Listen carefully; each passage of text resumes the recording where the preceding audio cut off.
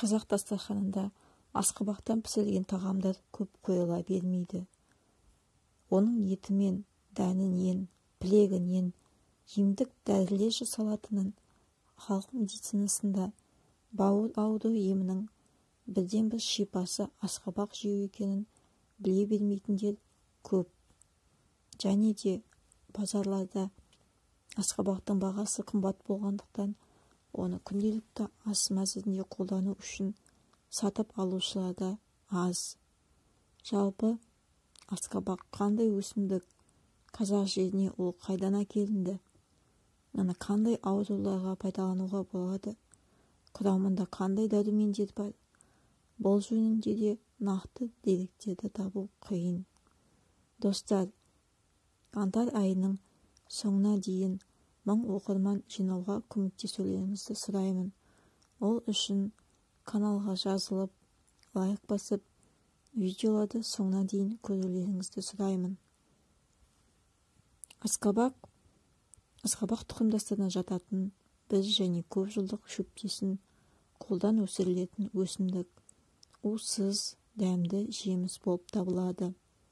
Ол біздің заманымыздан бұрынғы 3 ғасырда Мексикада, Перуде белгілі болып, 15 ғасырдың соңында Мысырға әкелінген. Асқабақ Қазақстанның барлық өңірлерінде, әсіресе оңтүстік аудандарында көбірек өсіріледі. Тағамда, мал азығында пайдаланылады. Қазақстанда асқабақтың кәдімгі түрлері мен ірі асқабақтың түрлері мен сорттары өсіріледі. Құрамында 18% құрғақ заттар, 10% сахароза, аскорбин қышқылы, каротин, тиамин, рибофлавин, дәнінде 40% май бар. Құрамында әртүрлі физиологиялық әсері бар кукурбитацин заты болады. Адамға пайдалылығы жағынан бұл бақша өнімі өзге жеміс-жидектер мен көкөністерге қарағанда дәрумендерге өте бай. Адам ағзасына қажетті ағзадағы зат алмасуын жеделдететін және қанның ұюына ықпал болатын К дәрумені, калий, кальций, темір кездеседі. Дәрумендер көптігіне бола көптеген ауруларға ем болып табылады.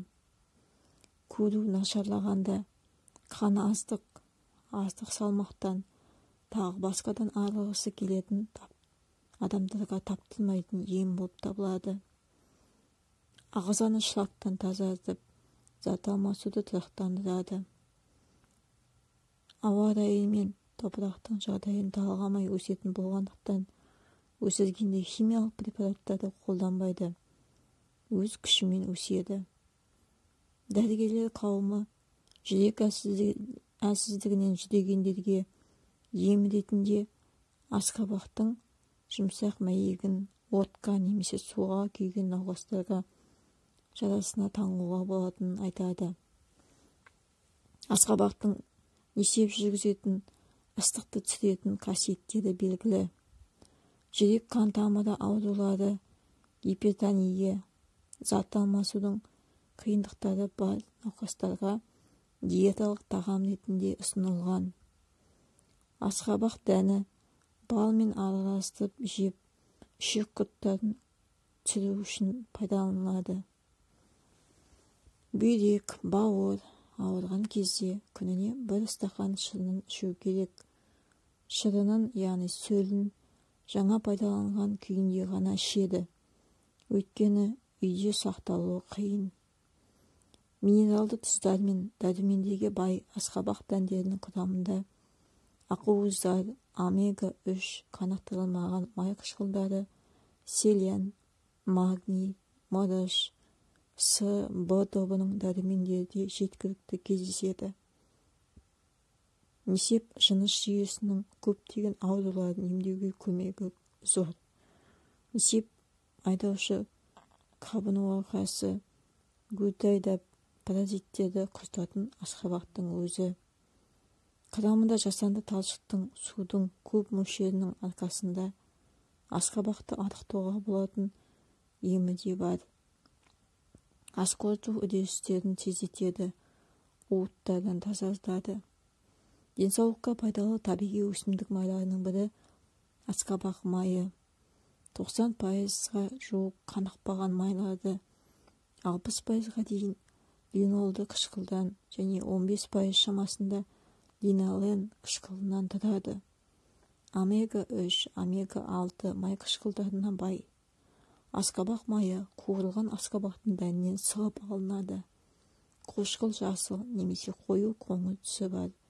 Өткір хош иісті, тәтті дәмі бар. Биологиялық белсенді зат ретінде қолданылады.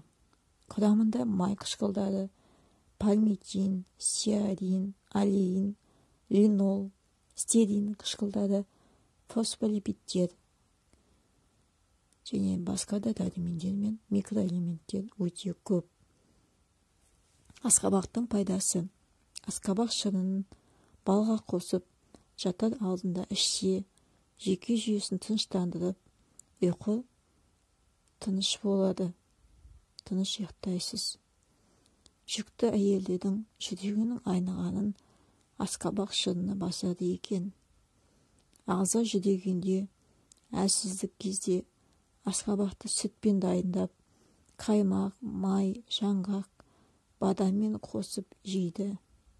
Асқабақ асқазан ішек жолдары, асқазанның шышты қабатына дерт болса, асқабақтан езбе дайындап жеуге болады. Бүйрек ауырғанда тәулігіне жарты стакан шырынымен қайнатылғанын жейді. Терідегі қышыма, есек жем шыққанда, не болмаса күйік шалғанда күштен өткен мәйегімен компресс жасайды. Сары ауру дертінде 4 ай қатарынан үзбей мәйегін жеу керек.